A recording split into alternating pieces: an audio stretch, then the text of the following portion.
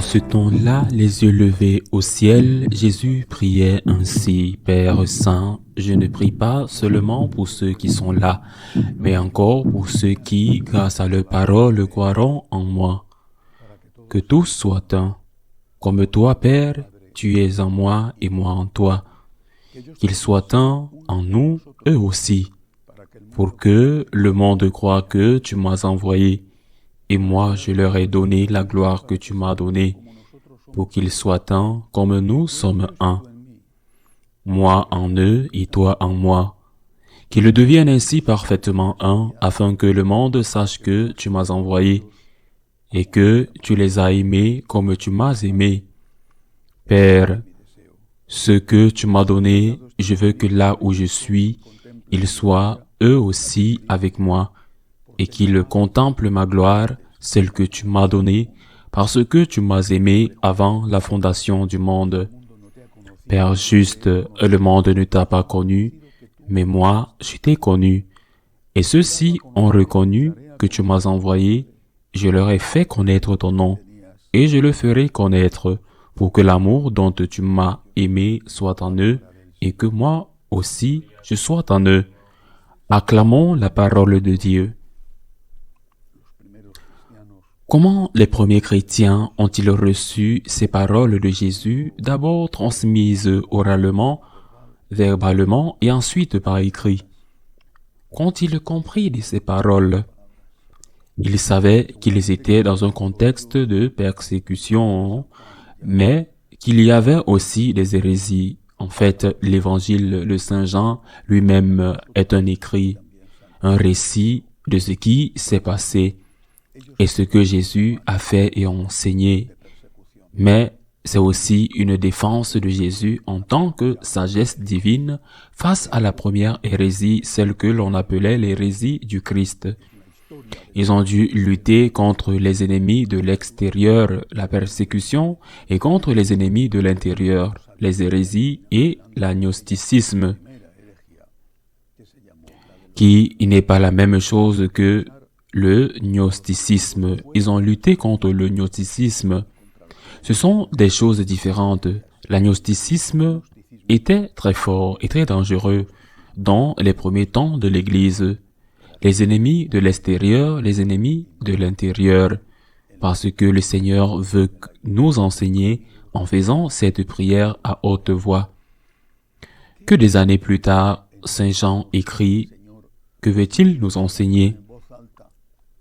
Regardons deux choses. Premièrement, l'unité.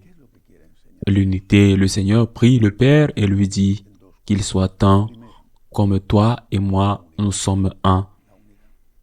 Mais cette unité, dit Jésus, va avoir deux conséquences.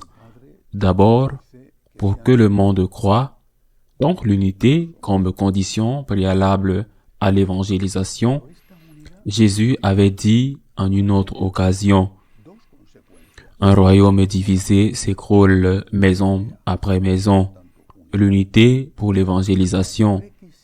Mais ensuite, dans cette même prière, il dit ceci, « Je leur ai donné la gloire que tu m'as donnée, afin qu'ils soient un comme nous sommes un, pour que le monde sache que tu m'as envoyé. » Évangélisation, et il ajoute, « Et que tu les as aimés comme tu m'as aimé. » C'est-à-dire que l'unité est l'exigence de l'efficacité évangélique, mais elle est aussi l'exigence, la condition sine qua non pour que nous soyons certains, sûrs que Dieu nous aime. Et comment Dieu nous aime-t-il? Par la miséricorde. L'amour de Dieu est un amour de miséricorde, d'une miséricorde que nous ne méritons pas, d'une miséricorde qui pardonne nos péchés, d'une miséricorde manifestée par le sang de Jésus, d'une miséricorde qui nous ouvre les portes du ciel, sans que nous y ayons droit. C'est-à-dire l'unité, une exigence de l'évangélisation, et l'unité ouvre la porte à la miséricorde. Mais peut-on avoir l'unité avec Dieu à partir du mensonge? Peut-on avoir l'unité avec Dieu, imiter l'union entre le Père et le Fils, si ce n'est dans la vérité? Le Seigneur en parle non pas dans ce paragraphe, mais dans cette prière. Il le dit, unis dans la vérité, parce que Dieu est la vérité. Jésus dit, je suis le chemin, la vérité et la vie. Donc l'unité ne peut être que dans la vérité. Dans l'unité, dans la vérité, nous rend efficaces dans notre apostolat, et l'unité dans la vérité nous aide à comprendre la miséricorde de Dieu. Qu'est-ce que cela signifie pour nous aujourd'hui et maintenant? Parce que Saint Jean l'a écrit il y a presque 2000 ans et que c'était une époque historiquement différente. Comme je l'ai dit, avec des problèmes à l'extérieur et à l'intérieur, qu'est-ce que cela signifie pour nous, catholiques, en ces premières années du XXIe siècle? Qu'est-ce que cela signifie? Souvent, vous rencontrez des gens qui mettent l'accent, je parle de prêtres, de laïcs, ils mettent l'accent sur l'aspect de la miséricorde. Dieu est miséricorde, disent-ils, et avec cela, ils justifient tout. Ce n'est pas une évangélisation basée sur la vérité, c'est une évangélisation basée sur de bonnes intentions. Est-ce de la miséricorde que de dire à l'alcoolique de boire, ou est-ce de la miséricorde que de dire à l'alcoolique que boire le tue? Est-ce de la miséricorde que de dire au diabétique de manger toutes les sucreries qu'il veut? Ou est-ce de la miséricorde que de dire au diabétique, tu dois arrêter les bonbons, sinon tu vas perdre la vue? Et peut-être qu'ils vont devoir te couper un membre.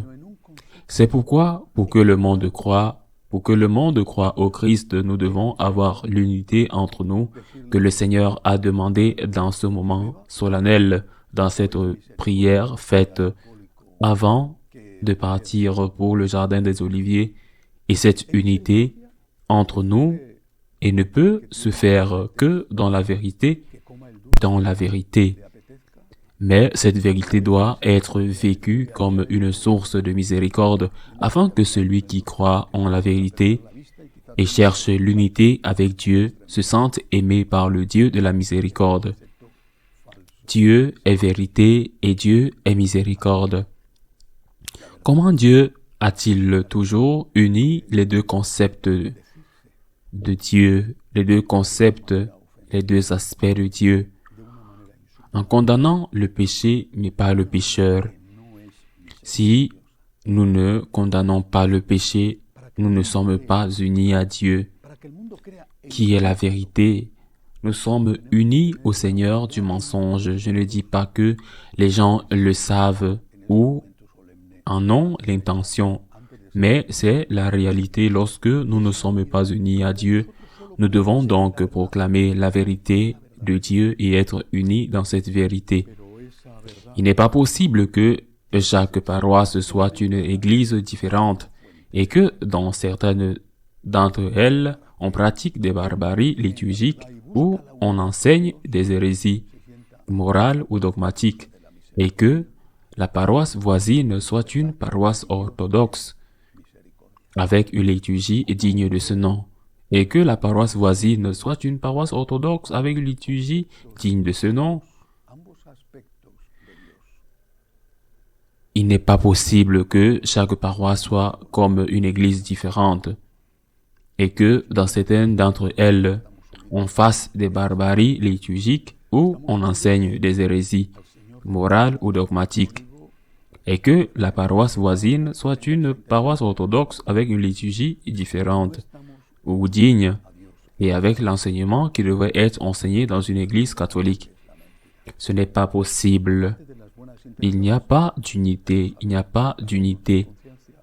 Il n'est pas possible que dans un pays cela soit permis et que la même chose soit interdite à un catholique dans un autre pays et parfois simplement en traversant une frontière artificielle.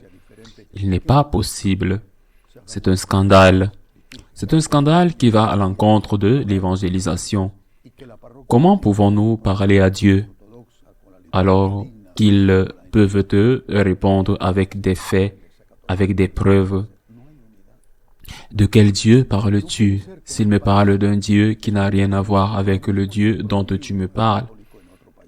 Pour évangéliser, nous devons être unis. Et nous ne pouvons être unis que dans la vérité, c'est-à-dire dans l'enseignement du Christ, la parole de Dieu, y compris Saint Paul, dans l'enseignement de la tradition. Ce n'est que dans la vérité que nous pouvons avoir la base de l'évangélisation. Mais en même temps, celui qui reçoit la vérité doit se sentir aimé à partir de la vérité. Nous devons aimer. La vérité est la première œuvre de miséricorde. Mais comment transmettons-nous la vérité?